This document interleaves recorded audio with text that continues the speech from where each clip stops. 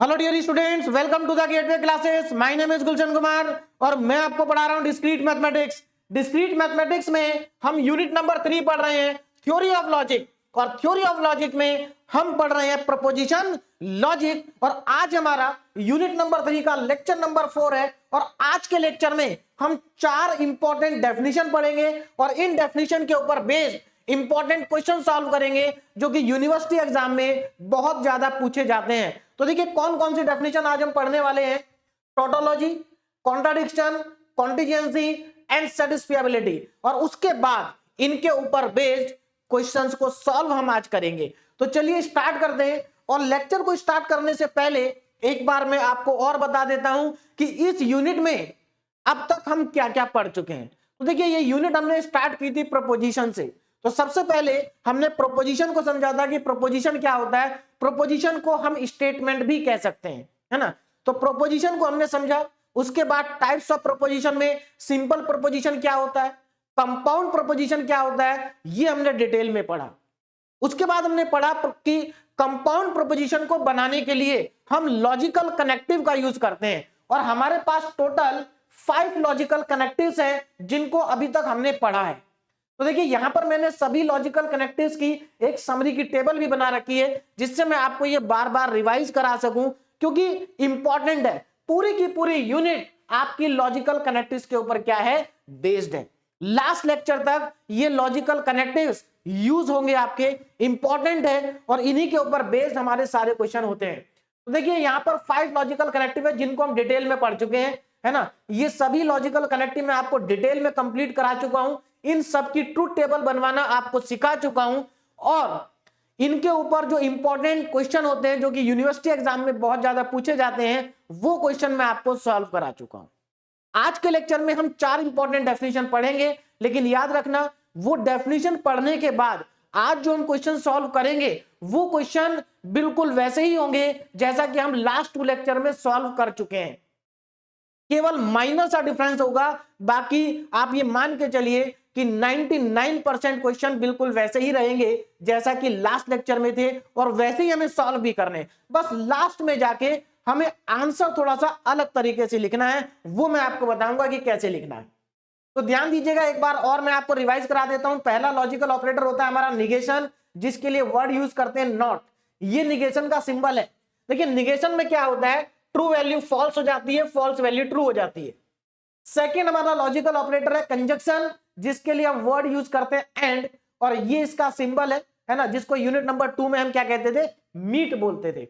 इसमें क्या होता है, देखिए ये जब ऑपरेशन लगता है, ये लॉजिकल कनेक्टिव जब अप्लाई होता है तो क्या होता है, तो देखिए यहां पर क्या होता है, अगर टी है तो आपको टी मिलेगा, यानी कि टी पर टी मिलेगा, अदरवाइज फॉल्स मिलेगा। यानी कि अगर टी का कॉम्बिनेशन है तो टी मिलेगा, बाकी कोई और कॉम्बिनेशन है तो आपको फॉल्स मिलेगा। उसके बाद डिसजंक्शन, जिसके लिए वर्ड यूज करते हैं, और ये इसका सिंबल हो गया, जिसको यूनिट नंबर 2 में हम ज्वाइन कहते थे, है ना। इसमें क्या होता है, फॉल्स फॉल्स के कॉम्बिनेशन पर फॉल्स मिलेगा और कोई और कॉम्बिनेशन होगा तो ट्रू मिलेगा। क्लियर है, आगे चलते हैं। नेक्स्ट हमारा है कंडीशनल। इसके लिए वर्ड क्या होता है, इफ और देन। देखिए इफ के बाद क्या आता है, एक स्टेटमेंट आता है, फिर देन के बाद भी एक स्टेटमेंट आता है। 2 तरह के सिंबल यूज होते हैं, एक तो ये सिंगल लाइन वाला एरो और एक ये डबल लाइन वाला एरो, जिसको हम इंप्लीकेशन भी बोलते हैं। इसमें क्या होता है, इसको जरा ध्यान दीजिए, इसमें गलती कर देते हैं स्टूडेंट। इसमें क्या होता है, अगर पहले टी है और बाद में एफ, यानी कि कॉम्बिनेशन कैसा होना चाहिए, कॉम्बिनेशन इस टाइप का होना चाहिए कि पहले टी वैल्यू हो और बाद में एफ वैल्यू हो तो आपको एफ मिलेगी। यानी कि पहले टी और बाद में एफ है तो एफ मिलेगा, बाकी कोई और कॉम्बिनेशन होगा तो वहां पर आपको ट्रू मिलेगा। क्लियर है। और लास्ट है बाई कंडीशनल, जिसके लिए वर्ड यूज होता है इफ एंड ओनली इफ। 2 तरह के सिंबल यहां भी यूज होते हैं, डबल एरो वाला, देखिए यहां सिंगल लाइन है डबल एरो, यहां डबल लाइन है डबल एरो, ये दोनों सिंबल यूज होते हैं। इसमें क्या होता है, इसमें सेम वैल्यू पे टी मिलता है, जैसे टी पे भी टी मिलेगा और एफ पे भी टी मिलेगा, बाकी और जितने भी कॉम्बिनेशन होंगे उन सब पे आपको क्या मिलेगा, फॉल्स मिलेगा। तो ये टेबल आपके लिए बहुत ज्यादा इंपॉर्टेंट है, क्योंकि पूरी की पूरी जो हमारे पास 5 लॉजिकल कनेक्टिव्स होते हैं उसकी समरी मैंने इस टेबल में बनाई है। तो चलिए स्टार्ट करते हैं आगे, और अब हम देखते हैं डेफिनेशन। ठीक है ना, ये डेफिनेशन बहुत इंपॉर्टेंट है, यूनिवर्सिटी एग्जाम में ये डेफिनेशन पहले कई बार पूछी जा चुकी हैं। तो ध्यान दीजिएगा क्या है, और आज हम इन्हीं डेफिनेशन के ऊपर बेस्ड क्वेश्चन सॉल्व करेंगे। देखिए पहली डेफिनेशन, हमारा पहला वर्ड यहां पर है टोटोलॉजी। अब ये टोटोलॉजी क्या होता है? देखिए टोटोलॉजी क्या होता है ये मैं लास्ट लेक्चर में भी आपको बता चुका हूं। जब आप किसी कंपाउंड स्टेटमेंट की ट्रूथ टेबल बनाएंगे, ध्यान दीजिएगा, जब आप किसी कंपाउंड स्टेटमेंट की ट्रूथ टेबल बनाएंगे, क्योंकि आप जितने भी क्वेश्चन देखिए, इससे पहले लास्ट के 2 लेक्चर्स में जो हमने क्वेश्चन सॉल्व किए हैं, वहां पर हमारे पास क्या होता था, कंपाउंड स्टेटमेंट होता था और हम उसकी ट्रूथ टेबल बनाते थे। तो कंपाउंड स्टेटमेंट की ट्रूथ टेबल बनाना हम लोग सीख चुके हैं। बात समझ में आ रही है? तो देखिए अगर आप कंपाउंड स्टेटमेंट की ट्रूथ टेबल बनाते हैं और ट्रूथ टेबल बनाने के बाद अगर आपको उस ट्रूथ टेबल का जो आखिरी वाला कॉलम है, लास्ट वाला कॉलम, वहां पर सभी पॉसिबल केसेस के लिए, यानी कि जितने भी केस है, यानी कि कह सकते हैं कि पूरे के पूरे कॉलम में अगर आपको केवल टी मिलता है, ओनली टी, तो इसका मतलब ये हो जाएगा कि जो आपको कंपाउंड स्टेटमेंट दिया गया है, जिसकी आपने ट्रूथ टेबल बनाई है, वो कंपाउंड स्टेटमेंट को हम टोटोलॉजी कहेंगे।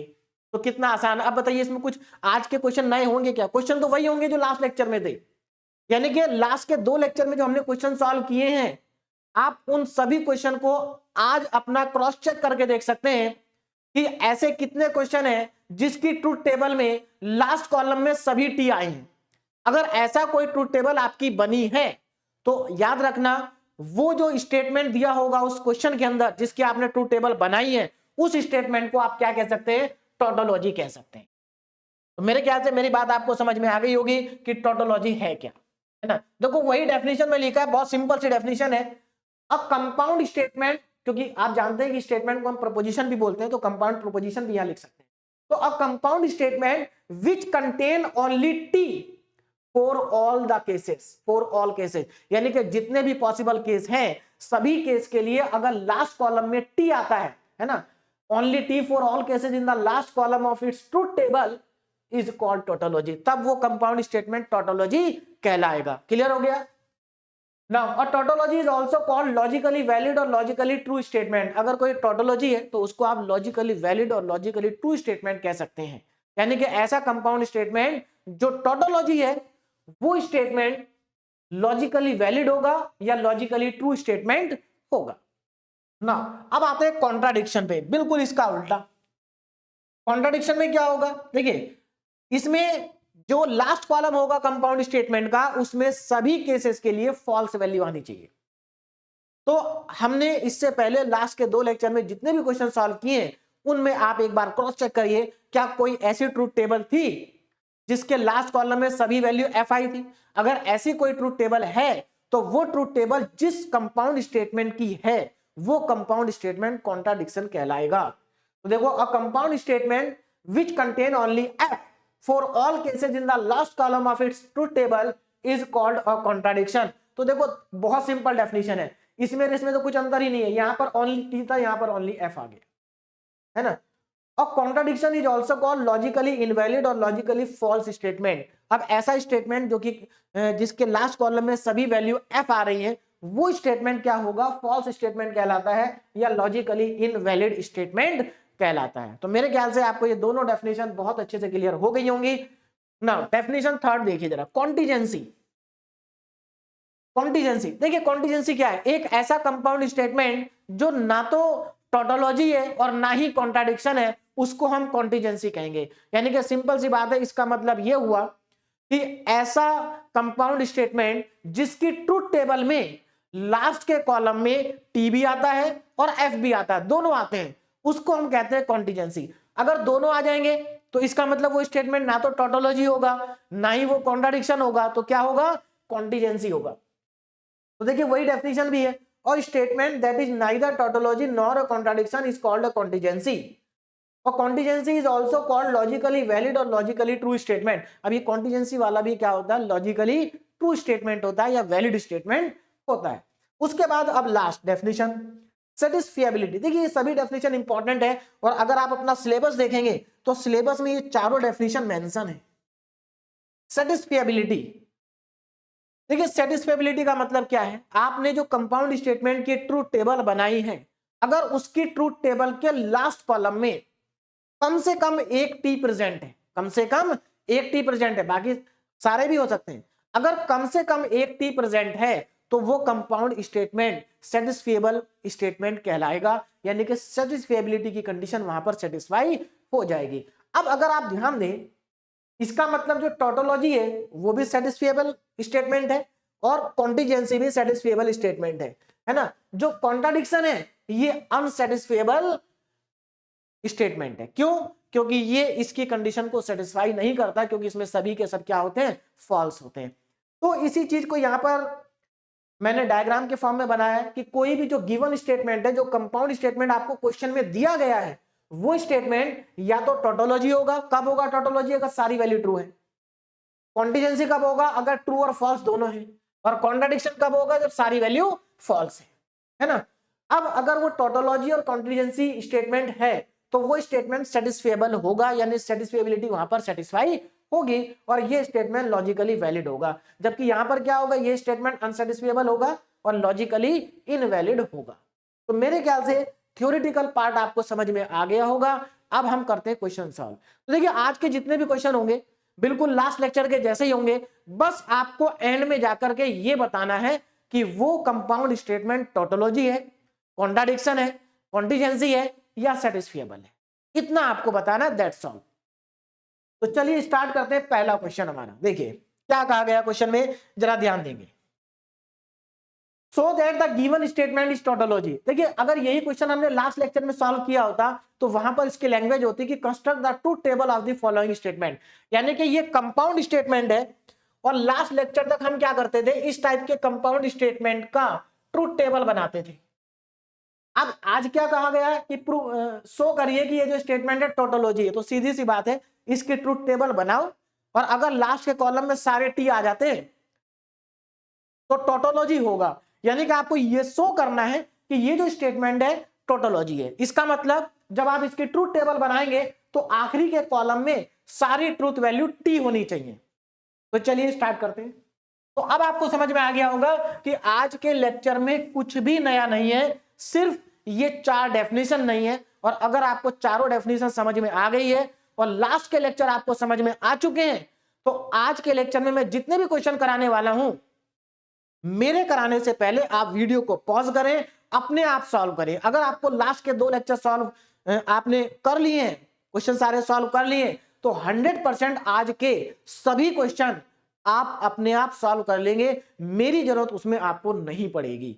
ठीक है, मैं सॉल्व जरूर करा रहा हूं, लेकिन अगर आपको प्रीवियस लेक्चर समझ में आ चुके हैं तो आप वीडियो को पॉज करें, क्वेश्चन को देखें, सॉल्व करें और उसके बाद क्रॉस चेक कर लें एक बार। ठीक है ना।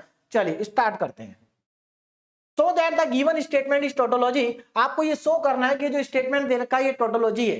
तो चलिए स्टार्ट करते हैं और इसको शो करते हैं। तो सबसे पहले तो आपको क्या करना होता है, सबसे पहले आपको ये देखना होता है कि यहां पर कितने कितने वेरिएबल है, प्रोपोजिशनल वेरिएबल कितने हैं। तो देखो, एक तो आपको यहां पर P दिखाई दे रहा है, Q दिखाई दे रहा है और R दिखाई दे रहा है। देखिए, generally P Q R small alphabet में दिए जाते हैं, लेकिन कभी कभी कैपिटल में दे देते हैं, तो उसमें कोई कंफ्यूजन आपको नहीं होना चाहिए। चलिए, तो यहां पर P Q R, तो मैं पहले तो P Q R लिख लेता हूं, P Q एंड R, है ना। P Q एंड R तीनों मैंने लिख लिए। उसके बाद पॉसिबल कॉम्बिनेशन मैं यहां पर लिख देता हूं। आपको मालूम है पॉसिबल कॉम्बिनेशन कितने होंगे, है ना। तो 8 पॉसिबल कॉम्बिनेशन यहां पर बनेंगे। बनाने का तरीका भी आपको आता है। क्या करेंगे आप, पहले 4 टाइम्स T लिखेंगे, 4 टाइम्स T, 1 2 3 एंड 4। फिर 4 टाइम्स आप फॉल्स लिखेंगे, 1 2 3 एंड 4।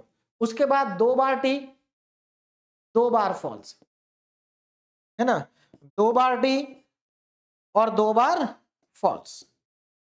उसके बाद 1 बार T 1 बार F, 1 बार T 1 बार F, 1 बार T 1 बार F, 1 बार T 1 बार F। तो ये तो हो गए हमारे टोटल पॉसिबल कॉम्बिनेशन। अब इसमें देखो कहीं पर कोई निगेशन तो नहीं है ना, निगेशन यहां पर नहीं है। अगर निगेशन होता तो हम पहले निगेशन भी बना लेते। चलिए, निगेशन नहीं है, स्टार्ट करते हैं। तो यहां से स्टार्ट करते हैं। देखिए, सबसे पहले आपको क्या दिया है, P, ये हमारा किसका सिंबल है, ये हमारा सिंबल है डिसजंक्शन का, जिसको हम और पढ़ते हैं ना। तो P और Q, तो यहां पर हम निकाल लेते हैं P और Q, है ना, P और Q। अब जरा ध्यान देना, तो P और Q में क्या होता है, डिसजंक्शन में क्या होता है, डिसजंक्शन में F पर F मिलता है, अदरवाइज T मिलता है।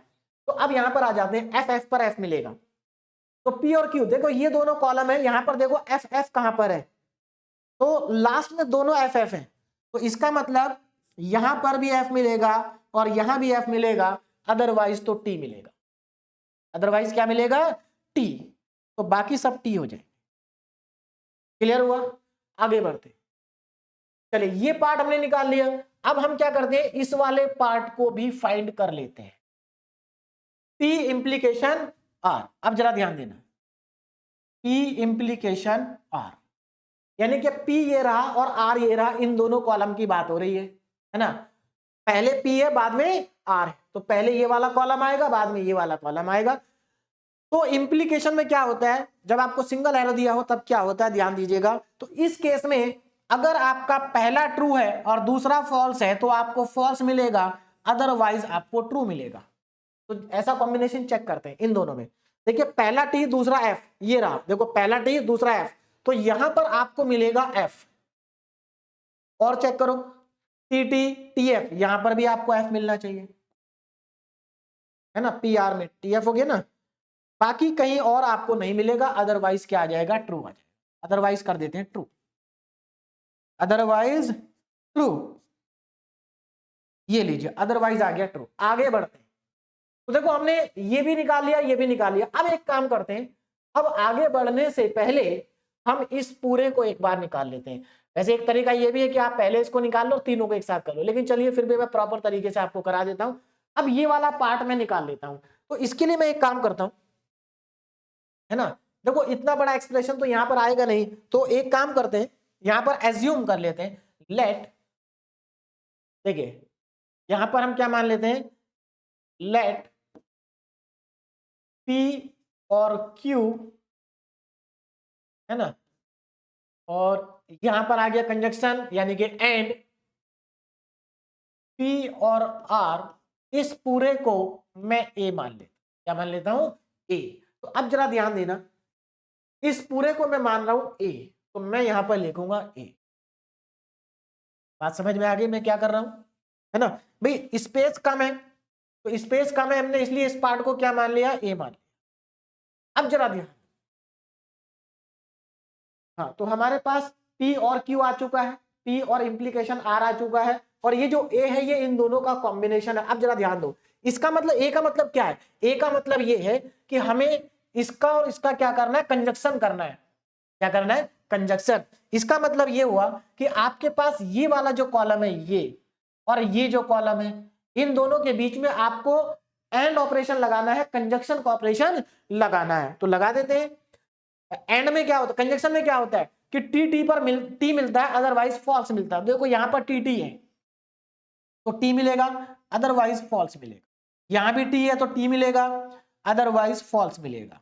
यहां पे टी टी है तो टी मिलेगा, यहां भी टी टी है तो टी मिलेगा, अदरवाइज फॉल्स मिलेगा।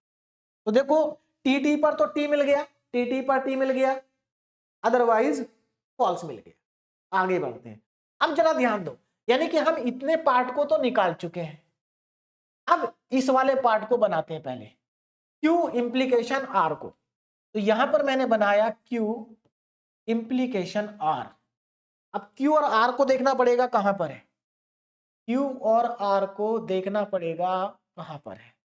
चलिए देखिए Q ये रहा, Q ये रहा और R ये रहा, दोनों के बीच में इंप्लीकेशन करना है। पहले Q है और बाद में R है, ठीक। तो TF पे T मिलेगा। देखो क्या यहां पर TT है, TF तो नहीं है ना, TF यहां पर है, तो इसका मतलब यहां पर TF है तो हमें यहां पर F मिल जाएगा। और कहीं पर है क्या TF, ये TT है, एक ये रहा TF, इसका मतलब यहां पर भी हमें F मिलेगा। बाकी अदरवाइज क्या मिलेगा, T। तो अदरवाइज कर दीजिए T, ये लीजिए अदरवाइज T आ गया। आगे बढ़ते हैं, अब जरा ध्यान से देखो यहां पर, अब क्या करेंगे, अब देखो हमारे पास Q इंप्लीकेशन R आ चुका है और ये हमारे पास पहले से ही है, ये हमारे पास क्या है, पहले से ही है। देखो ये वाला पार्ट तो हमने क्या मान रखा है, A मान रखा है, और ये वाला पार्ट हमने निकाल दिया। अब जरा ध्यान दो, इनके बीच में एंड करना हमें, इसका मतलब इसका मतलब ये हुआ, देखिए जरा ध्यान दीजिए, इसका मतलब ये हुआ कि जो ए है ये रहा, ए के बीच में और क्यू आर के बीच में हमें एंड ऑपरेशन लगाना है, कंजक्शन का ऑपरेशन लगाना है। बात समझ में आ रही? अब यहां पर क्योंकि ये पूरा का पूरा बड़ा एक्सप्रेशन हो जाएगा, तो इस बड़े एक्सप्रेशन को मैं एक काम करता हूं, बी मान लेता हूं। क्या मान लेता हूं? इसको बी मान लेता हूं। क्लियर है? तो चलिए इसको बी अगर हम मान लें तो अब यहां पर आ जाएगा हमारे पास बी, और बी तो आ जाएगा। अब नीचे देखिए क्या आएगा, हमें क्या करना है, इसमें और इसमें एंड ऑपरेशन लगाना है ना, एंड ऑपरेशन लगाना है। तो टी टी पर टी मिलेगा, अदरवाइज एफ मिलेगा। तो यहां पर भी टी टी है, टी मिल गया, अदरवाइज एफ मिलेगा, टी मिल गया, अदरवाइज एफ मिलेगा, अदरवाइज क्या मिलेगा? एफ। तो बाकी सब जगह एफ मिलेगा। बात समझ में आ गई? और जो मैंने यहां पर एज्यूम किया इसको मैं लिख भी देता हूं, पूरे को मैंने बी एज्यूम किया है ना, पूरे को क्या एज्यूम किया है? बी। तो मैं यहां पर मेंशन कर देता हूं कि लेट, ये तो हमने मान लिया था, अब इसके आगे का एंड, एंड ध्यान दीजिएगा। अब ये पूरा का पूरा जो है, पूरा का मतलब है यहां पर P और Q, P और Q and P implication R and Q implication R, इस पूरे को मैंने क्या मान लिया? इस पूरे को मैंने मान लिया B। बोलो बात समझ में आ रही है? इस पूरे को क्या एज्यूम कर लिया? B एज्यूम कर लिया। तो यहां पर ये आ गया B। नाउ अब देखो जरा ध्यान से, ये पूरा का पूरा तो काम कर रहा है B का, और ये हमारे पास है R। अब B के और R के बीच में फिर से इंप्लीकेशन है, फिर से क्या है? इंप्लीकेशन है। तो अब जरा ध्यान दीजिए, अब हमारा लास्ट कॉलम में क्या आएगा? B implication R। B के और R के बीच में क्या कर दिया हमने? इंप्लीकेशन का सिंबल लगा दिया, क्योंकि ये पूरा B का काम कर रहा है, और B ये लिखा है, B ये रहा, है ना, एक मिनट, बी हमारे पास ये रहा और आर हमारे पास ये रहा, यानी कि हमें फोकस करना है इस वाले कॉलम पे और इस वाले कॉलम में। लेकिन इंपॉर्टेंट ये है कि पहले बी है बाद में आर है ना, ये पहले, ये कॉलम को पहले मानेंगे आप और इस कॉलम को बाद में मानेंगे। तो अब जरा देखो, क्योंकि इंप्लीकेशन है तो टीएफ पे एफ मिलेगा। क्या मिलेगा? टीएफ पर एफ मिलेगा। तो अब जरा ध्यान, अब ध्यान रखना, इधर से इधर नहीं देखना टीएफ, इधर से इधर देखना है। तो यहां पर देखो टी, लेकिन यहां पर टी है तो एफ नहीं मिलेगा। यहां पर आ जाए, देखो यहां टी और यहां भी टी, तो टीएफ पे आपको टी मिलेगा, टीएफ पे क्या मिलेगा? एफ मिलेगा। अब पहले चेक कर लो कहीं पर टीएफ है क्या। देखो यहां पर टी है, यहां पर टी है, नहीं है, यहां भी नहीं है, यहां पर भी नहीं है, यहां पर भी नहीं है, यहां पर भी नहीं है, यहां पर भी नहीं है, और यहां पर भी नहीं है। देखिए यहां पर नहीं है, यहां एफ है और यहां टी है। ध्यान रखना, वहां पहले एफ है बाद में टी है। क्लियर है? अब ऐसा मत समझ लेना कि सर ये रहा टी और वो रहा एफ, नहीं, पहले कौन है? बी। तो एफ टी है, ये टी एफ नहीं है, और यहां भी नहीं है। इसका मतलब कहीं पर भी टीएफ का कॉम्बिनेशन नहीं मिल रहा है, यानी कि ऐसा कहीं नहीं मिल रहा है जहां पहले टी हो बाद में एफ हो, ऐसा कहीं नहीं है। इसका मतलब जब टीएफ कहीं मिल ही नहीं रहा तो एफ आएगा ही नहीं, तो सब में क्या आ जाएगा? टी आ जाएगा। तो ऑल कॉम्बिनेशन आर टी, सभी कॉम्बिनेशन के लिए क्या मिल रहा है आपको? टी मिल रहा है, T T T and T. अब आपको क्या करना है, आपसे पूछा क्या था? देखो क्वेश्चन तो कंप्लीट हो गया आपका, क्योंकि आपसे ये कहा था कि प्रूव करिए कि ये टोटोलॉजी है, so that the given statement is a tautology. तो अब आप बस लास्ट में आंसर लिख देंगे। अब आप यहां पर देखिए कैसे लिखेंगे, since since all entries, since all entries in the last column, in the last column, since all entries in the last column are t, है ना, since all the entries in the last column are t, ये यहां पर last वाले column में सभी entries क्या है? t है, कॉमा then, ध्यान दीजिए, then the given, then the given statement is a tautology. बस प्रूफ हो गया भाई, आपने बता दिया कि लास्ट कॉलम में सारे टी है, इसलिए ये क्या है, टोटोलॉजी है। तो since all entries in the last column are T, then the given statement is a tautology. मेरे ख्याल से क्वेश्चन आपको समझ में आ गया होगा, कुछ भी नया नहीं था, ऐसे ही क्वेश्चन हमने लास्ट लेक्चर में भी किए थे। आगे बढ़ते हैं, question number 2, prove that the statement is a contradiction. अब हमें ये प्रूव करना है कि ये जो स्टेटमेंट है कॉन्ट्राडिक्शन है, तो चलिए प्रूव करते हैं। यानी कि लास्ट कॉलम में क्या आना चाहिए, एफ।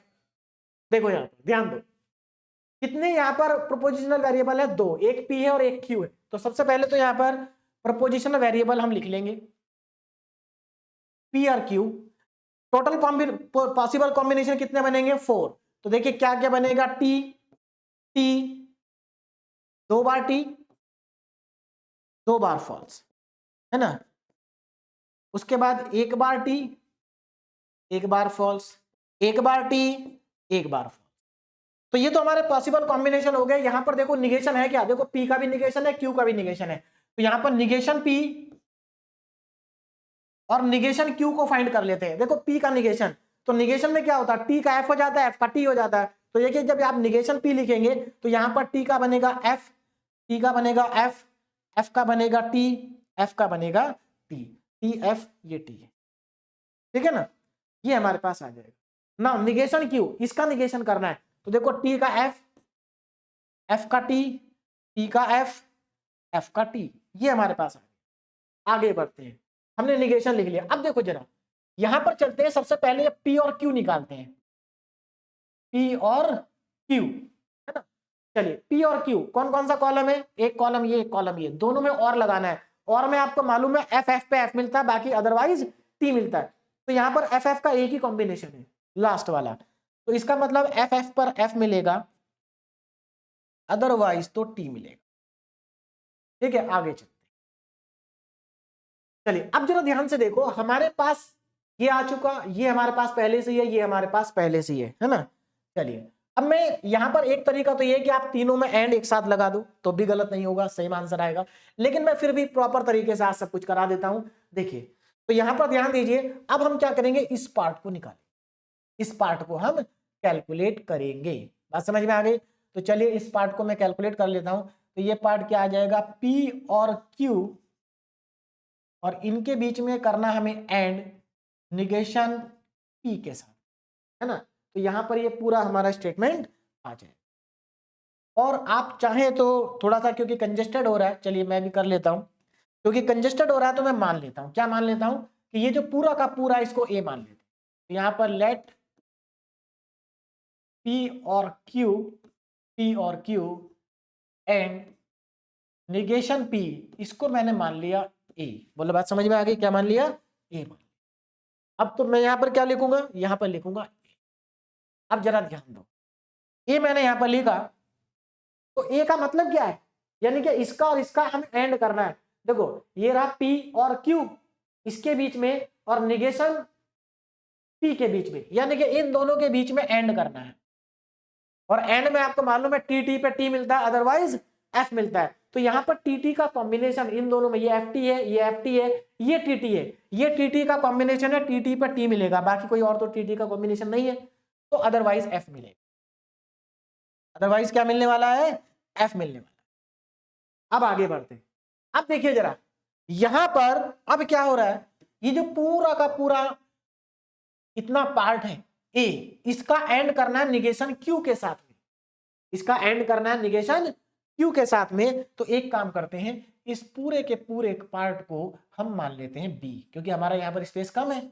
इस पूरे पार्ट को मैंने मान लिया बी, और बी लिख दिया मैंने यहाँ। बात समझ में आ रही है ना, इस पूरे को क्या मान लिया, बी मान लिया। अब जरा ध्यान दो, तो एक्चुअल में ये बी है क्या, एक्चुअल में अगर आप देखें तो ये जो स्टेटमेंट है, यह बी मानने की जरूरत नहीं है, क्योंकि हमने पहले से ए तो मान रखा है ना, ठीक है। देखो एक काम करो, एक्चुअल में ये जो पूरा स्टेटमेंट है इसको तो हमने ए मान रखा पहले से ही, ये ए के बीच में और निगेशन क्यू के बीच में एंड ही तो है। ए और निगेशन क्यू का क्या निकालना हमें, एंड, क्योंकि ये पूरा ए का काम कर रहा है। तो अब यहां पर हमें ए के बीच में और निगेशन क्यू के बीच में एंड करना है। तो ये ध्यान दीजिए अब जरा, देखो कौन कौन से हो गए कॉलम, एक कॉलम तो ए तो ये रहा आपके पास और निगेशन क्यू ये रहा, इन दोनों के बीच में एंड ऑपरेशन लगाना है और एंड में आप जानते हैं टी टी पे टी मिलता है, अदरवाइज फॉल्स मिलता है। क्या यहां पर कोई टी टी का कॉम्बिनेशन है क्या? ये नहीं है, ये भी नहीं है, ये भी नहीं है और ये भी नहीं है। इसका मतलब टी टी का कोई कॉम्बिनेशन है ही नहीं, तो सारे क्या आएंगे? अदरवाइज फॉल्स आएंगे। यहां भी एफ आएगा, यहां भी एफ आएगा और यहां भी एफ आएगा और यहां भी एफ आएगा। इसका मतलब ये जो गिवन स्टेटमेंट है ये क्या है? कॉन्ट्राडिक्शन है।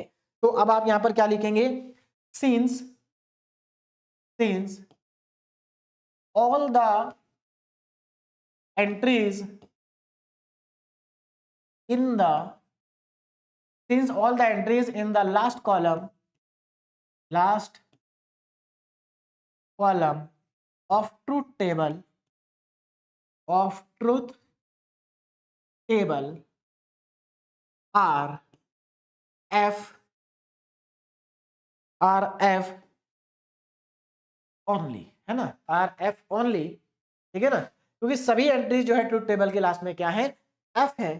तो this implies that the given statement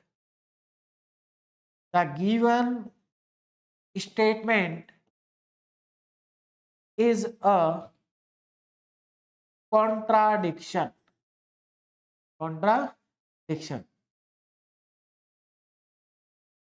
proof हो गया क्या है? कॉन्ट्राडिक्शन है। आगे चलते हैं और नेक्स्ट क्वेश्चन देखते हैं। तो ये समझ में आ गया होगा आपको, बहुत सिंपल क्वेश्चन था। नेक्स्ट क्वेश्चन देखिए ना, prove that the statement is a contingency.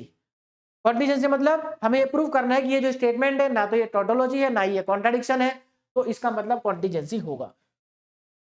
तो सबसे पहले देखिए यहां पर कितने प्रोपोजिशनल वेरिएबल है? दो ही है, पी और क्यू। तो पी और क्यू है ना। उसके बाद देखो निगेशन किसका है? निगेशन क्यू का है, तो यहां पर निगेशन क्यू भी निकाल लेंगे। चलिए पहले पॉसिबल केसेस बना लेते हैं, क्योंकि दो ही प्रोपोजिशनल वेरिएबल हैं तो पॉसिबल केसेस 4 होंगे। तो हमें क्या करना है? 2 बार टी लिखना है, फिर 2 बार एफ लिखना है, 1 बार T F T F. Q का निगेशन, तो निगेशन में क्या होता है? टी का एफ और एफ का टी, तो यहां पर टी का एफ हो जाएगा, एफ का टी हो जाएगा, टी का एफ बनेगा, एफ का टी बनेगा ना। अब देखो जरा ध्यान से, सबसे पहले हम इसको निकाल लेते हैं, क्या है? पी इंप्लीकेशन निगेशन क्यू, यानी कि पी में देखो इस वाले कॉलम में और इस वाले कॉलम में हमें इंप्लीकेशन अप्लाई करना है। और इंप्लीकेशन में आप जानते हैं टीएफ पे एफ मिलता है। क्या मिलता है?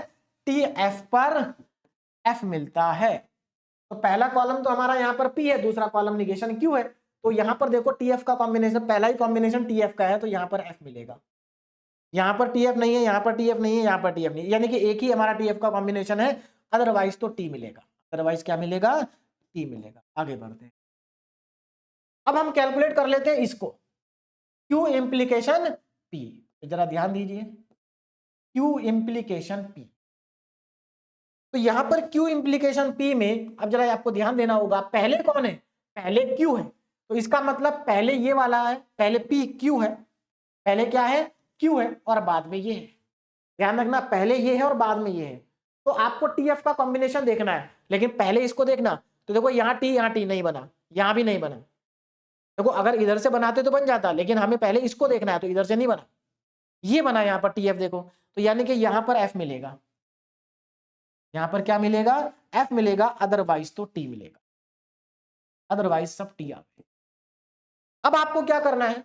अब आपको दोनों के बीच में डबल इंप्लीकेशन लगाना है, यानी कि ये इफ एंड ओनली इफ वाला स्टेटमेंट लगाना है। तो चलिए स्पेस है, मैं पूरा ही लिख देता हूं, टी इंप्लीकेशन निगेशन क्यू।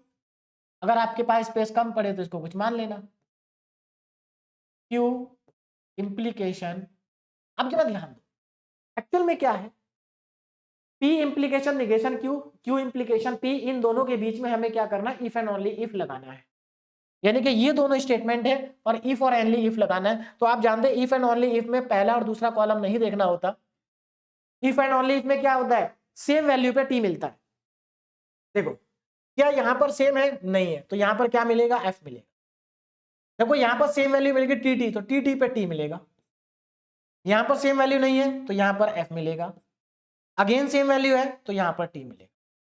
तो देखो अब इसके लास्ट कॉलम को जरा ध्यान से देखो, क्या इसके लास्ट कॉलम में सारे टी हैं? नहीं है। सारे एफ हैं? नहीं है। इसका मतलब ये टोटोलॉजी भी नहीं है, कॉन्ट्राडिक्शन भी नहीं है। और अगर टोटोलॉजी भी नहीं है, कॉन्ट्राडिक्शन भी नहीं है, तो कॉन्टिजेंसी तो 100% होगा, है ना। तो आप यहाँ पर क्या लिखेंगे? The given statement is not a tautology और contradiction, therefore it is a contingency. तो यहाँ पर आप लिखेंगे the given statement, the given statement, the given statement is neither a tautology nor a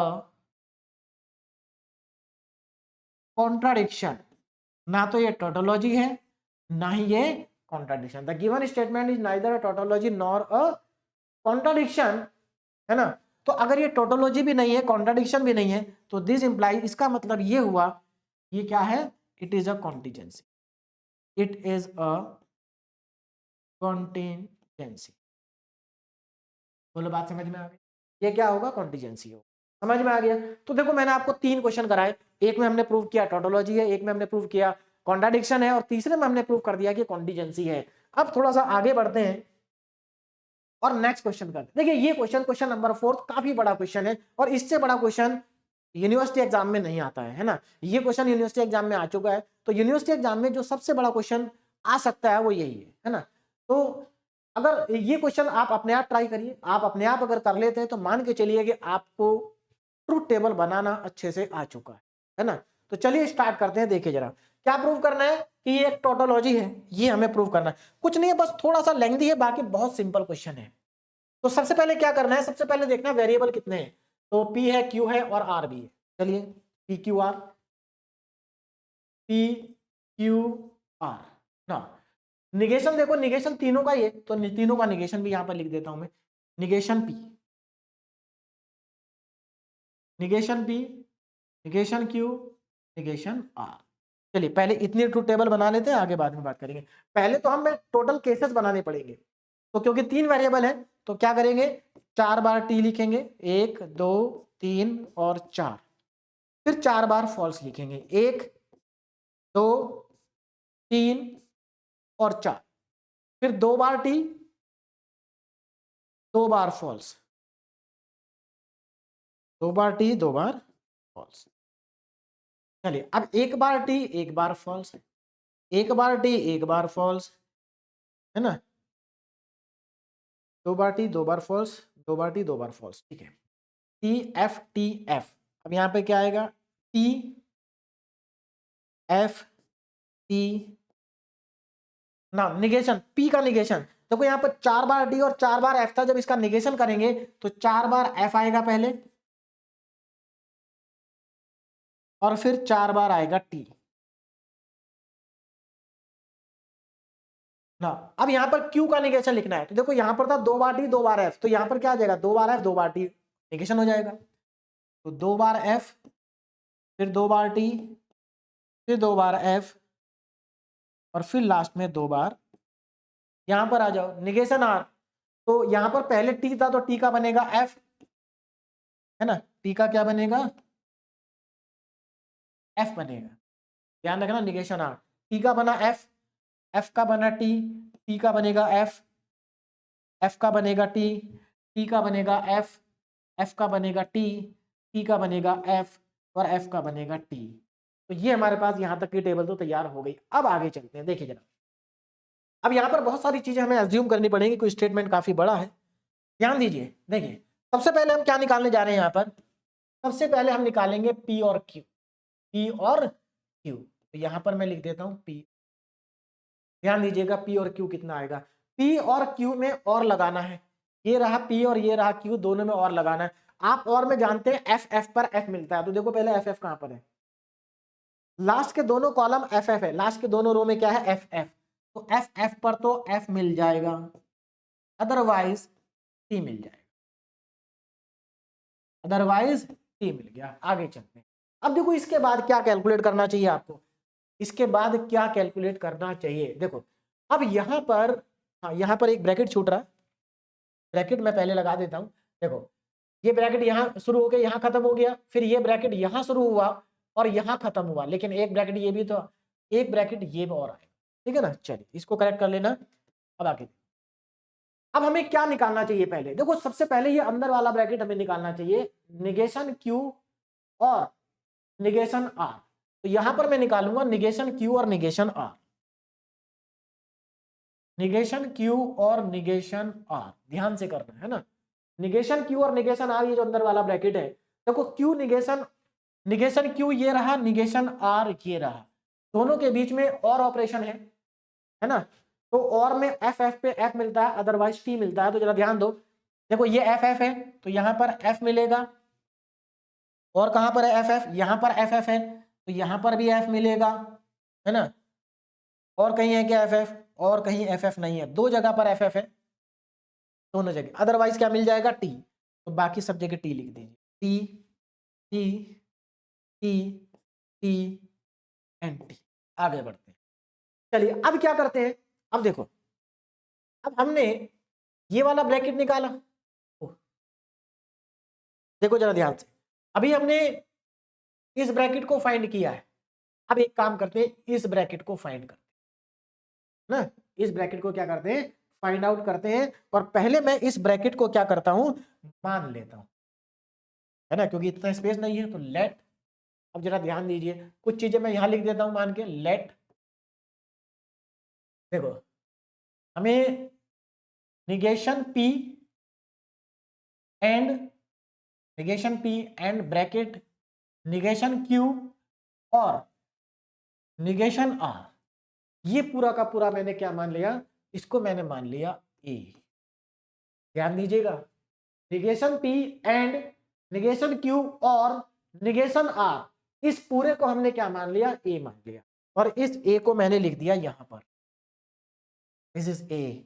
अब जरा ध्यान दीजिएगा, करना क्या है एक्चुअल में हमें इसमें, अगर आप ध्यान दो, निगेशन क्यू और निगेशन आर तो ये रहा, ये कॉलम, और निगेशन पी ये रहा, इन दोनों के बीच में एंड ऑपरेशन लगाना है, यानी कि कंजक्शन लगाना है। कंजक्शन में टी टी पे टी मिलता है, तो इन दोनों कॉलम में देखो टी टी कहां पर है, यहां नहीं है, यहां भी नहीं है, यहां भी नहीं है, यहां भी नहीं है, यहां पर भी नहीं है, यहां पर टी टी है, आखिरी के तीनों टी टी है, तो आखिरी में तीनों पे टी मिलेगा, अदरवाइज फॉल्स मिले। तो F F F F F. और आगे बढ़ते हैं। अब देखो नेक्स्ट क्या टारगेट होना चाहिए हमारा, ध्यान देना यहां पर। देखिए प्रीफरेंस में लास्ट लेक्चर में आपको बता भी चुका हूं प्रीफरेंस कैसे लेते हैं। फिलहाल तो यहाँ पर ब्रैकेट के अकॉर्डिंग हम चल रहे हैं, जैसे मैथमेटिक्स में ब्रैकेट के अकॉर्डिंग चलते हैं ना, वैसे ही चलना। अब देखो जरा, हम यहाँ पर इस पूरे पार्ट को कैलकुलेट कर चुके हैं जिसको हमने ए मान रखा है। अब इस पूरे ब्रैकेट से पहले निगेशन लगा है, यानी कि ये तो मेरा ए है। तो अब मुझे क्या करना है, अब मुझे निगेशन ए निकालना है। क्यों, क्योंकि इस पूरे ब्रैकेट को मैंने ए माना और इससे पहले निगेशन लगा हुआ है, तो पहले निगेशन ए निकालो। ये ए है, इसका कर दो निगेशन, तो एफ का टी और टी का एफ हो जाएगा। तो ये टी बनेगा, ये भी टी बनेगा, ये भी टी बनेगा, ये भी टी बनेगा और ये भी टी बनेगा, और लास्ट के तीनों एफ बन जाए। बोलो बात समझ में आ गई। तो हम इतना पार्ट तो निकाल चुके हैं, निगेशन ए, ये वाला पार्ट हम कैलकुलेट कर चुके हैं। अब जरा ध्यान से देखो, P और Q के बीच में और निगेशन A के बीच में, P और Q के बीच में और निगेशन A के बीच में एंड आ रहा है। तो अब हमें क्या करना है, P और Q तो हमारा ये रहा और निगेशन A ये रहा, दोनों के बीच में लगा दो एंड ऑपरेशन, मतलब टी टी पे टी मिलेगा। तो अब जरा देखो टी टी पर टी मिलेगा, दोनों के बीच में क्या लगाना है, निगेशन लगाना है। तो P और Q इनके बीच में एंड और निगेशन, तो इतना स्पेस है क्या, नहीं है। तो फिर से मुझे एज्यूम करना पड़ेगा, तो यहां पर मैं एज्यूम कर लेता हूं, जरा ध्यान दीजिएगा। लेट, देखो P और Q ये ब्रैकेट और यहां पर एंड आ गया, और ध्यान रखना ये पूरा का पूरा क्या है, निगेशन A है, इसको मैंने मान लिया B, तो यहां पर मैंने लिख दिया B। बोलो बात समझ में आ गई। फिर इस पूरे को हमने क्या मान लिया, B मान लिया। इसका मतलब ये हुआ कि हमारा जो ये पूरा का पूरा स्टेटमेंट है, यहां से यहां तक का जो कर्ली ब्रैकेट के अंदर लिखा है, ये पूरा का पूरा स्टेटमेंट हमारा अब बी बन गया। क्या बन गया?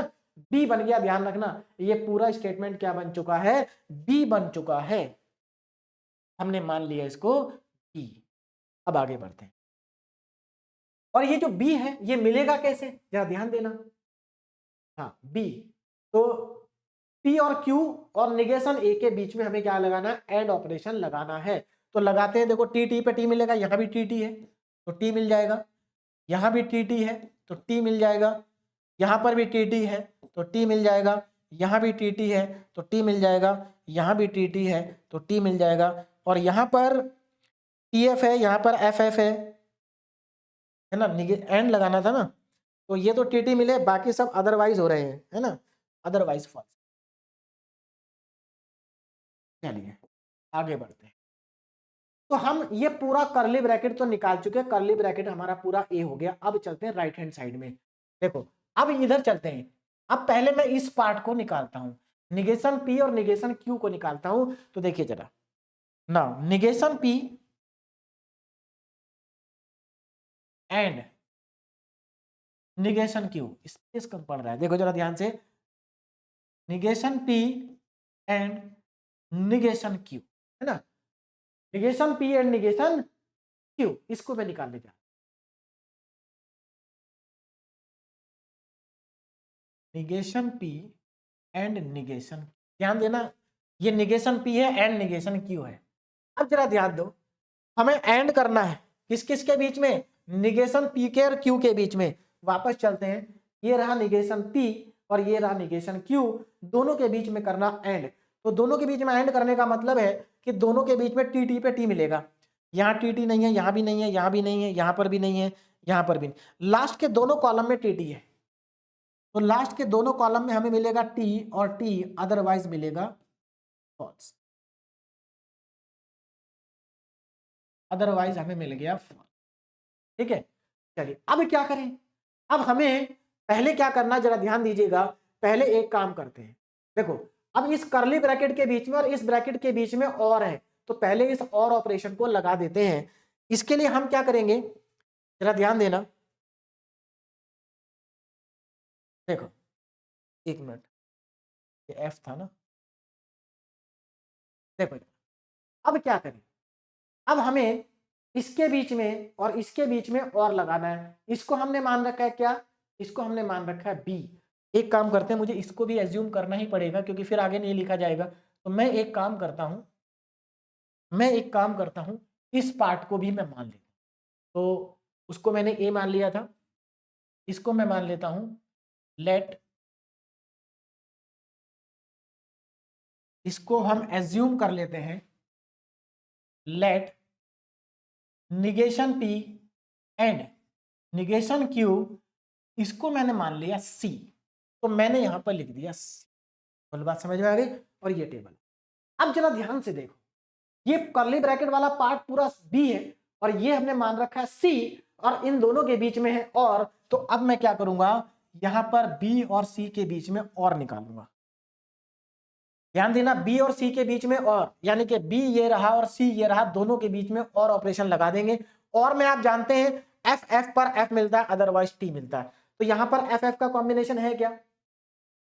हाँ, एक कॉम्बिनेशन है एफ एफ का, तो यहां पर एफ मिलेगा, अदरवाइज तो टी मिलेगा।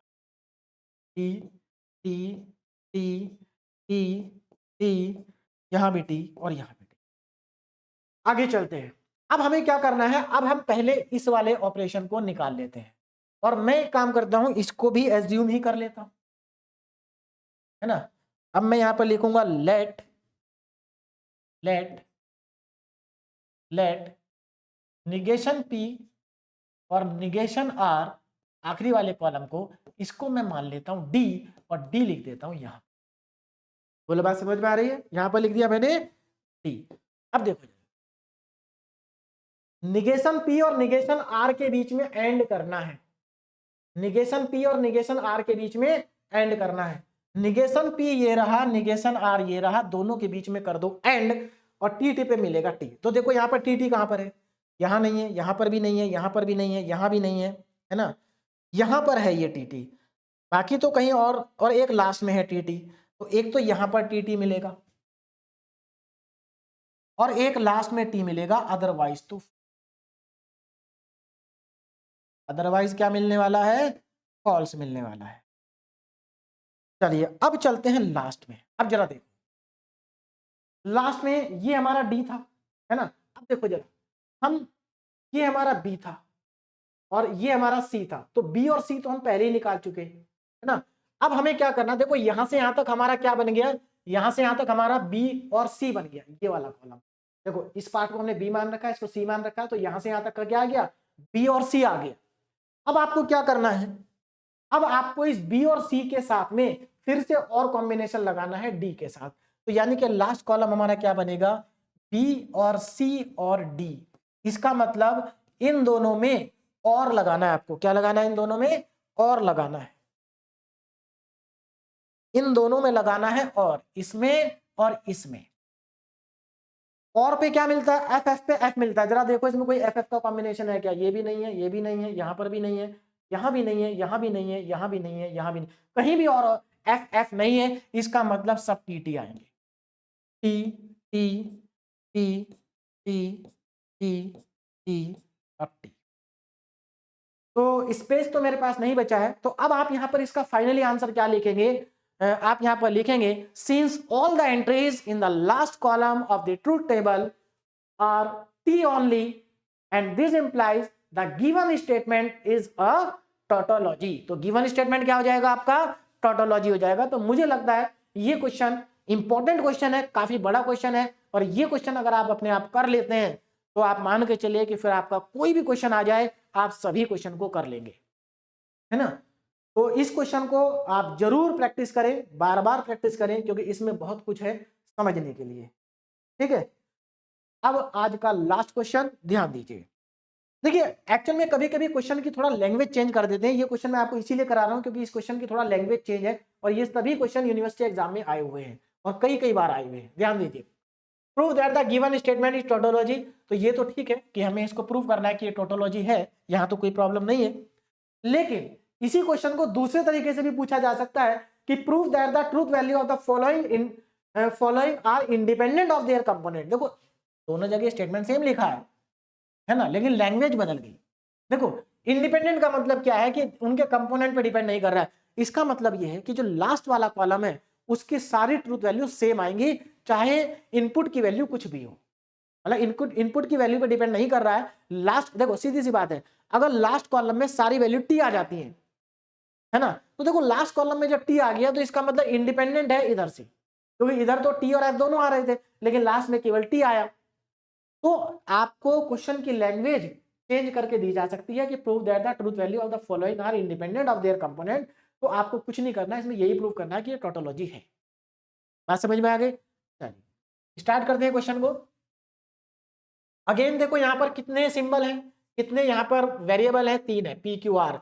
तो मैं यहां पर पी क्यू आर लिख लेता हूं सबसे पहले, तो पी क्यू आर और इनकी पॉसिबिलिटी बना ले। तो क्या करेंगे, 4 टाइम्स आप टी लिखेंगे, 1 2 3 4। फिर 4 टाइम्स आप एफ लिखेंगे, 1 2 3 एंड 4। फिर 2 बार टी, 2 बार एफ, 2 बार टी, 2 बार एफ, फिर 1 बार टी, 1 बार एफ, 1 बार टी, 1 बार एफ, 1 बार टी, 1 बार एफ, 1 बार टी, 1 बार एफ। तो ये तो बन गई पॉसिबिलिटी। अब यहां पर निगेशन देखो जरा, निगेशन कहीं पर भी नहीं है तो निगेशन हमें नहीं बनाना। आगे बढ़ते, अब स्टार्ट करते हैं। देखिए सबसे पहले P इंप्लाइज Q, तो इसको निकाल लेते हैं, P इंप्लाइज Q। अब जरा ध्यान से देखो कौन कौन से कॉलम की बात हो रही है, इसकी बात हो रही है और इसकी बात हो रही है। तो यहां पर TF का कॉम्बिनेशन देखो, यहां नहीं है, यहां पर भी नहीं, यहां पर TF का कॉम्बिनेशन है तो यहां पर F मिले, यहां भी TF का कॉम्बिनेशन है, यहां भी F मिलेगा, और कहीं नहीं है, बाकी सब जगह T मिले, T T T and T। आगे बढ़ते हैं, है ना। अब आगे चलते हैं, देखिए जरा ध्यान दीजिएगा। अब हमें करना है क्या है, अब एक काम करते हैं, सबसे पहले हमने P इंप्लाइज Q तो निकाल लिया, पहले इस पूरे को ही निकाल लेते हैं। तो P इंप्लाइज Q और R। तो यहां पर देखते हैं आ जाएगा P इंप्लाइज Q और R, है ना, आ जाएगा। देखो जरा ध्यान से देखना, यहां पर मैं क्या लिख रहा हूं, P implies Q bracket close और R, है ना। लेकिन एक काम करते हैं, इसको मैं पूरे को A एज्यूम कर लेता हूं, फिर समझ में नहीं आएगा। तो A, तो यहां पर मैं मान लेता हूं लेट कहां पर लिखूं, यहां पर लिख देता हूं let P implies Q, P implies Q और ये और करके आ गया R, इसको मैंने मान लिया A यहां पर। अब जरा ध्यान दो, हमें एक्चुअल में करना क्या है, हमें P इंप्लाइज Q में और R में और करना है। तो P इंप्लाइज Q ये रहा और R ये रहा, दोनों में और ऑपरेशन लगाना है, यानी कि FF पर F मिलेगा। देखो यहां FF नहीं है, यहां भी नहीं है, यहां पर है, तो FF पर F मिलेगा, है ना। FF पे क्या मिलेगा, F मिलेगा, और देखो और कहीं नहीं है, बाकी सब क्या मिलेंगे, T T T T T T T और T। आगे बढ़ते हैं, चलिए हमने ये वाला पार्ट तो निकाल लिया, अब थोड़ा आगे चलते हैं। अब हम एक काम करते हैं, इस वाले पार्ट को निकाल लेते हैं, P और R, P और R। अब देखो P और R कहां पर है,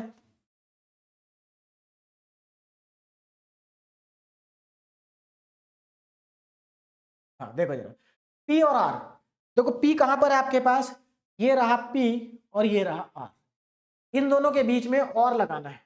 तो देखो टी टी एफ एफ पे F मिलता है, तो एफ एफ नहीं है, यहां पर भी नहीं है, यहां पर भी नहीं है, यहां पर भी नहीं, यहां पर है, यानी कि यहां पर एफ एफ है और एक लास्ट में एफ एफ है। तो दो जगह पर एफ एफ मिल रहा है, एक तो यहां पर एफ एफ मिल रहा है, देखो जरा P और R में ना, हाँ P और R में ये एफ एफ मिल रहा है, और एक बार P और R में लास्ट में एफ एफ मिल रहा है, बाकी सब T मिलेंगे, T T T T T and T। बोलो बात समझ में आ गई। अब जरा आगे चलते हैं, अब इसको एक काम करते हैं, पहले Q और R को निकालेंगे, है ना, फिर क्योंकि देखो पहले ब्रैकेट को सॉल्व करते हैं, पहले क्या करते हैं, ब्रैकेट को सॉल्व करते हैं। तो हम यहां पर निकालेंगे Q और R, Q और R। अब Q कहां पर है और कहां पर है, उनके बीच में हमें क्या करना है, और निकालना है। तो देखो जरा, ये रहा Q और ये रहा R, दोनों के बीच में निकालो और, तो एफ एफ पे F मिलेगा, यहां पर एफ एफ है क्या, नहीं है, नहीं है, यहां पर है एफ एफ पर एक F, तो ये मिल गया, और है क्या कोई एफ एफ, लास्ट में है, तो यहां पर भी F मिल गया, अदरवाइज तो T मिलेगा, T T T T। चलिए हमने इसको भी निकाल लिया, इसको भी निकाल लिया। अब एक काम करते हैं, इस पूरे के पूरे को B मान लेते हैं, क्या मान लेते हैं, B मान लेते हैं इस पूरे को। तो मैं यहां पर लिख देता हूं लेट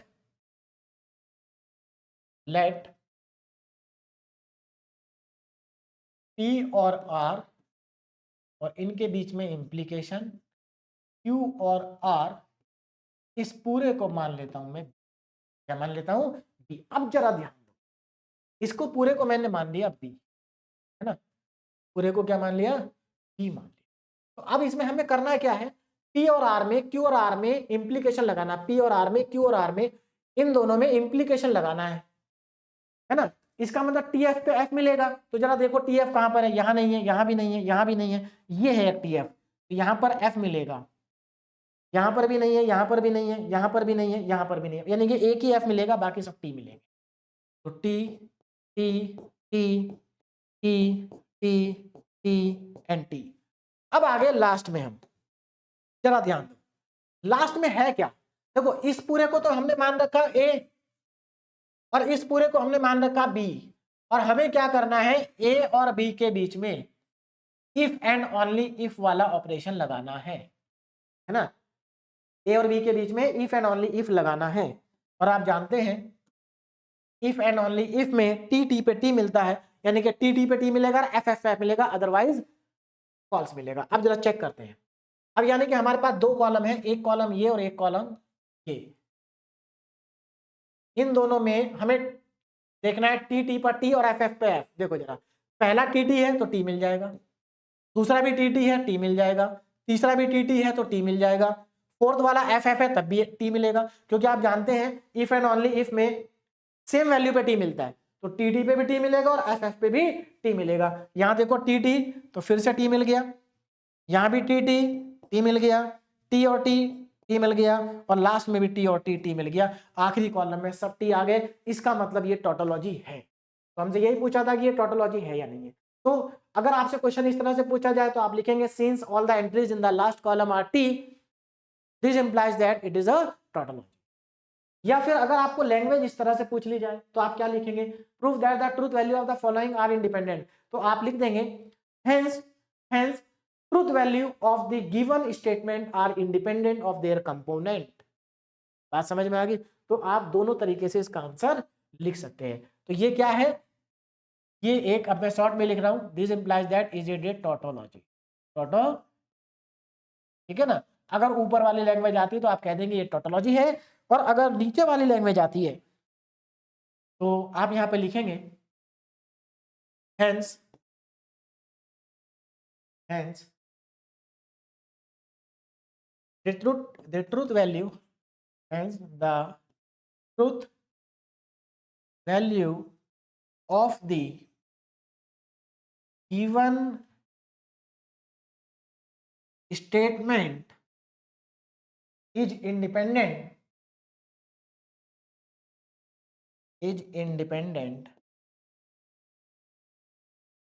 है ना, is independent of their component, of their component।